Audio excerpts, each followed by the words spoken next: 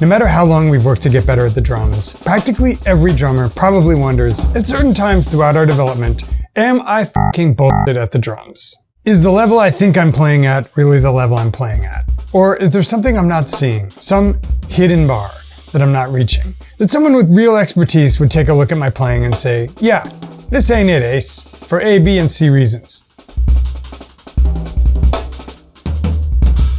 Well, today I'm going to show you 5 hidden standards that you may not even know about, and why, if you don't measure up, nope, this is not one of those videos. Would that it were that simple. But here's the thing, music is not engineering. It's not fight sports. It's not day trading. You're not either winning or losing. You're not building a bridge that either stands or it doesn't. You're not fighting an opponent who you either defeat or you lose to. Music is art, and art is subjective. If it sounds good, it is good. And if it sounds good to you, it is good to you.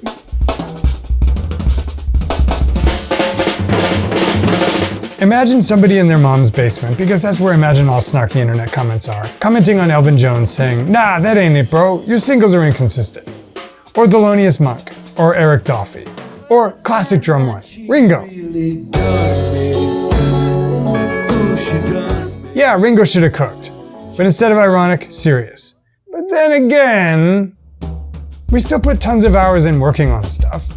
What are we improving if there are no standards? And we can tell when we go to a concert if the music is hitting, or if it's moving us, or if, meh, it's okay. Or can we? Maybe you'd go to Meshuggah and it wouldn't move you. Maybe I'd go to a country music concert with thousands of screaming fans achieving a state of transcendence, and it wouldn't move me. Art is subjective. But then again, there's good art and bad art, right? Except good and bad depends on the beholder. Except maybe good art transcends genre. And all those reps we're putting in are helping something, right? And on the edges, I think we all acknowledge that it's possible to be bullshit. But probably not because your singles aren't fast enough or loud enough. More likely because you haven't put in the time to find and cultivate your voice. But what that voice is completely subjective. And anybody criticizing you because it's not to their taste, let alone pretending or insinuating that their personal taste tracks something objective, can f right off. Enough! I get it, it's complicated. But today, we'll avoid the easy cliches and we'll talk about it. Oh, and I think this video will help you look at your playing more objectively, so you can see what you need to work on to become the drummer you want to be, without feeling bad, and so you don't have to let negative feedback ruin your day. And if you see me playing any funky drum grooves or hot licks to accompany this, those will be transcribed for free download at the link below the player. I'm Nate, this is the 80/20 Drummer, stay tuned.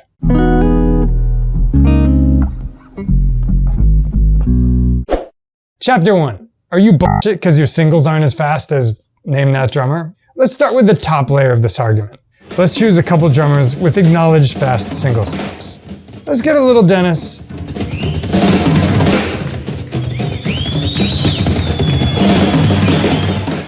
A little Tony.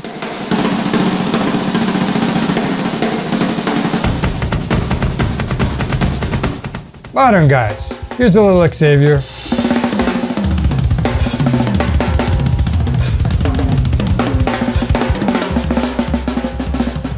Dark Horse, a little Carter McLean.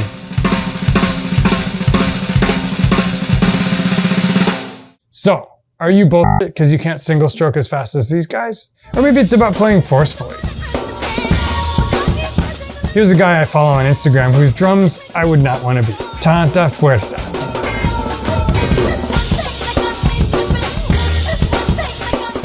Or Xavier again.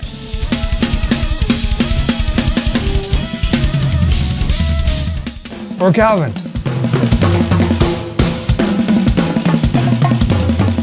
Or other Calvin.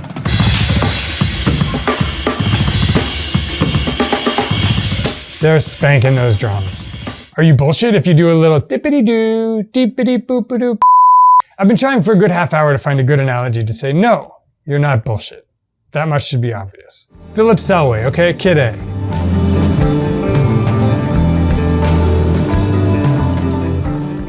Not even going to ask the question.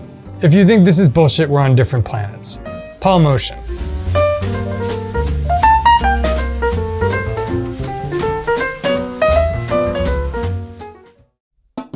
Know what this reminds me of? Some cringe education materials from communist dictatorships that give you a step-by-step for how to make a perfect painting or something. Or have like 25 criteria for good singing. I feel like I remember this stuff from North Korea documentaries. And I know this is appeal to emotion, but it's so obviously arbitrary.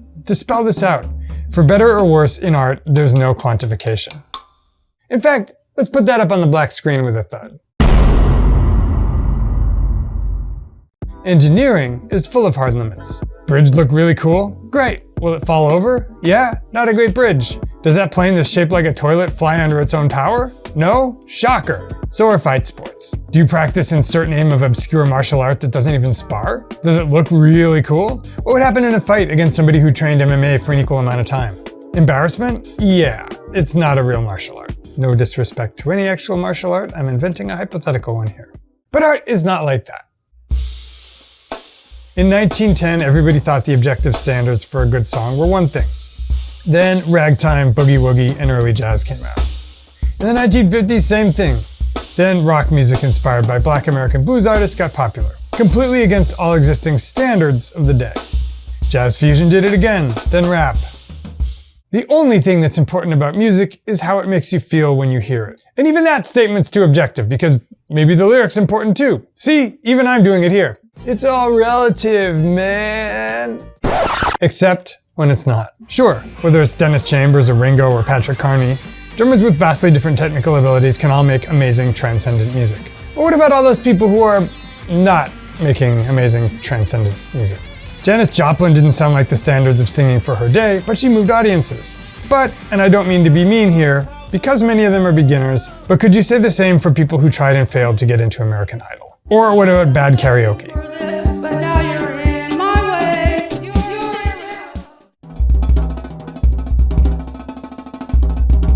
And it's here that we get into the idea that yes, it's possible your drumming is bullshit. It's possible for it to be boring. It's possible for it to be inauthentic. It's possible for it to just not connect with people. Like, we all love Radiohead, but we can all think of some battle of the bands we saw where maybe people weren't listening, or they weren't engaged, or the songwriting was boring, or the singer was out of tune.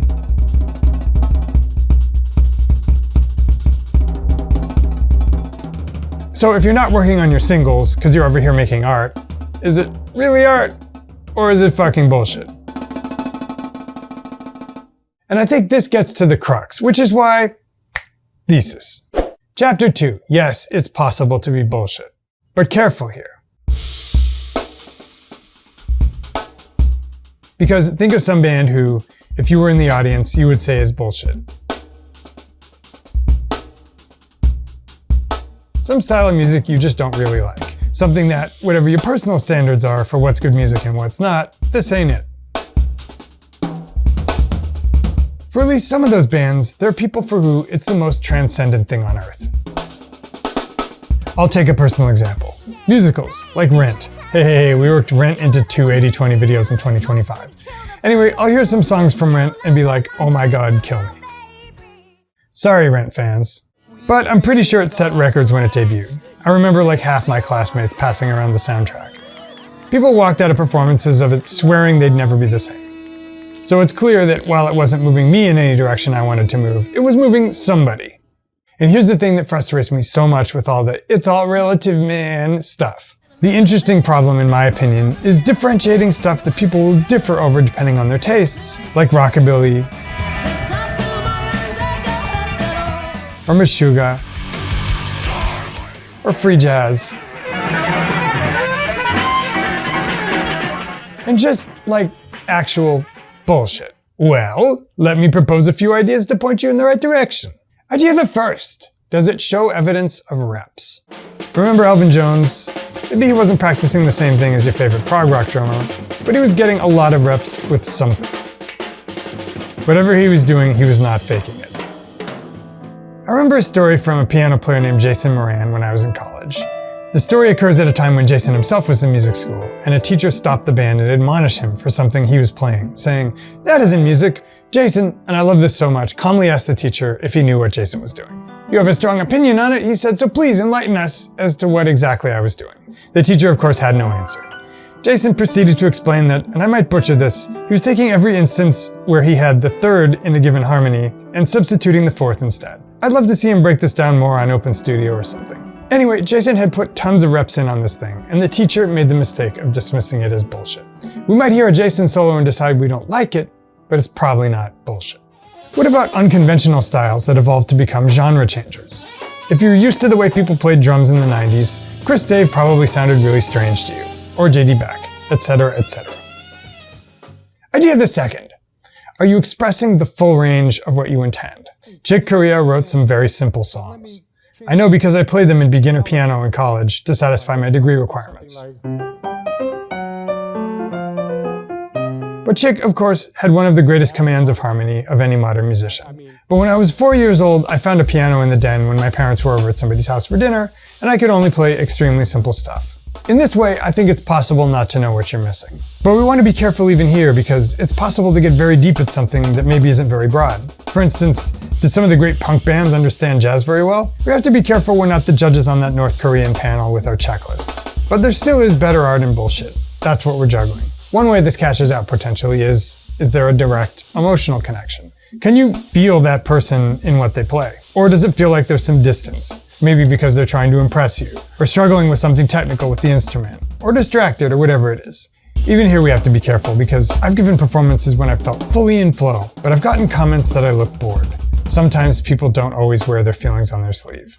Or maybe I'm bullshit. Okay, but going on. Idea the third. Are you authentic? Point of all this is, I think some people have a really sensitive inauthenticity radar, and I think that's a good thing. It's possible to have put in a lot of years at the drums, but be passing yourself off as something you're not, or you're not yet, even to yourself. And the inauthenticity is palpable. And I'll 100% use myself here. When I was first starting to learn the gospel chops kind of style, and I didn't realize how crap I was compared to the level of the real practitioners. And there's also something that can happen that's analogous to accents in foreign languages. Some styles are just really deep, just like accents in language. I can fake an English accent, and a real English person will be able to tell in a few sentences that it's fake. And that can happen as well with drumming. This is also the answer to how somebody like Philip Selway or Patrick Carney, or from older generations like Charlie Watts, cannot be bullshit, whereas somebody on Instagram with way more technique, but who's aping a style they're not yet a native speaker in, can be.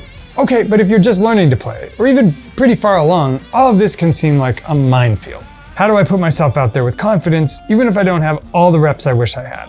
Am I not a sitting duck for valid bullshit critiques? Because the paradox here is to get better, you have to find a mental space on stage where you're totally in your element, even if you're inexperienced. It's here that we find our fourth, and for now, final chapter, because the ideas were a chapter 2, so 4. I know it's complicated.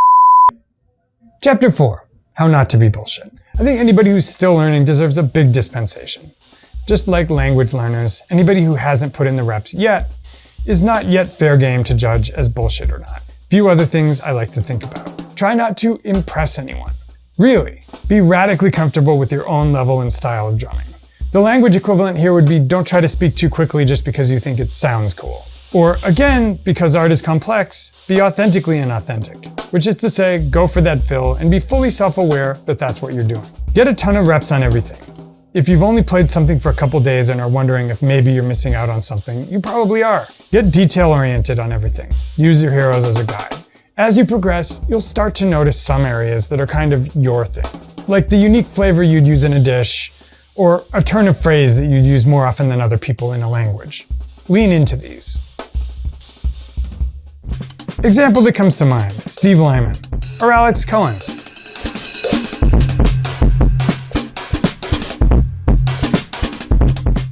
Two big caveats here because art is complex. Sometimes it's too early to really lean in on something individual because your fundamentals aren't developed yet, or you don't know what you're missing. And sometimes you should still do it. I bet we've all seen drummers with what we might call a limited toolkit who nonetheless went really deep on something and fully committed to it, and they sound totally unique and are not bullshit at all. And others who, like Steve and Alex, mastered a lot of fundamentals before fully committing to their idiosyncratic style.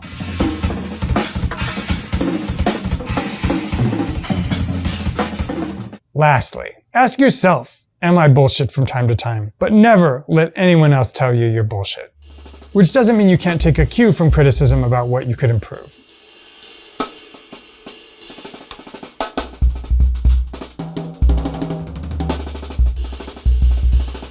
But ultimately, you'll do some performances that are authentic for your level, and where you feel zero distance between your self-expression and what you transmit to the audience, or you'll be in flow.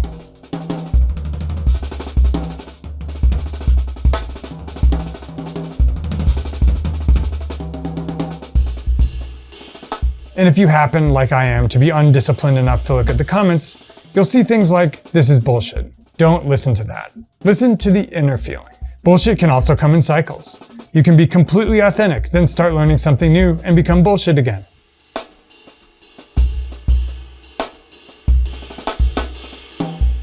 But compare yourself to your personal heroes. Entertain feedback as a hypothesis generator if your self-esteem is strong enough.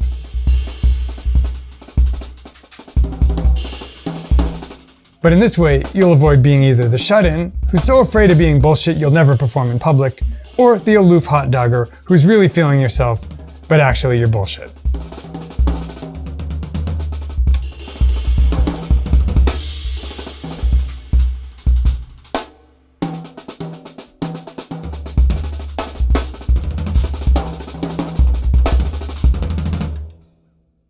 And that's how you get the gig! But even that doesn't capture it, because... Anyway, I think you guys get the gist. First thing to mention, again, throughout this lesson I played some hot licks and some grooves, and if you're interested in transcriptions of some of those, you can get them for free by clicking the link below the player. They'll have the time index link so you can match it with the video. And as usual, I suspect you'll have some polite comments like, "Hey, your drumming is bullshit." Feel free to leave those below. Dudes, it's been real. Always enjoyed these. See you again real soon in another lesson of the week.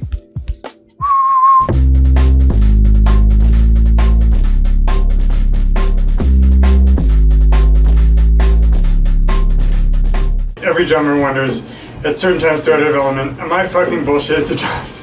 And I'm probably gonna get a lot of comments like 15 seconds in, yes, you are. Again, God, speaking of being fucking bullshit,